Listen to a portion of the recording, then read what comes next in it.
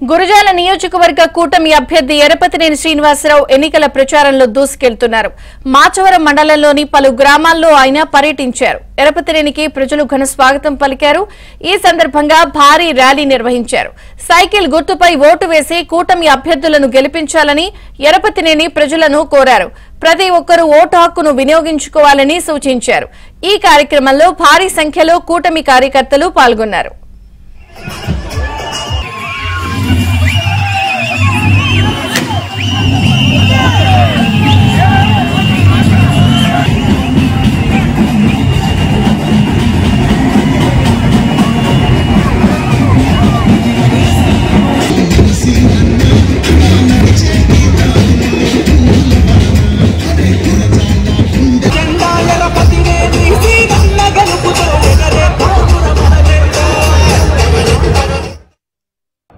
Telugu Desam party అధికారంలో ఉన్నప్పుడు మోర్చంపాడు గ్రామాన్ని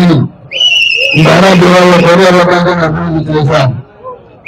ముఖ్యమంత్రి స్వామి గుడికి తారోడు మనం వేశాం. చూస్తే చాలా కార్యక్రమాలు, అభివృద్ధి కార్యక్రమాలు మన ప్రభుత్వంలో చేశాం. 2019 ఎన్నికల్లో అధికారంలోకి వచ్చారు వీళ్ళు. మాకు 151 సీట్లు ఉన్నాయన్నారు. 151 సీట్లు ఉంటే అధికారాన్ని అభివృద్ధి కోసం ఉపయోగించారు. కానీ రాష్ట్రంలో అరాచకానికి ఉపయోగించారు.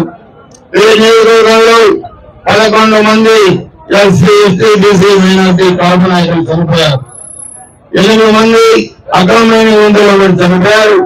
ఈ మోర్చంపాడు గ్రామంలో కూడా బీసీ నాయకులపై దాడి చేశారు. 5 సంవత్సరాలని తెలియజేస్తా ఉన్నాను.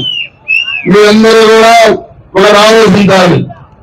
ఈ ప్రభుత్వం ఎక్కడ కూడా అభివృద్ధి చేయకపోగా అరాచకాలు చేస్తే మనం కూడా ఆలోచించి వచ్చే ఎన్నికల్లో నిర్ణయం తీసుకోవాలి.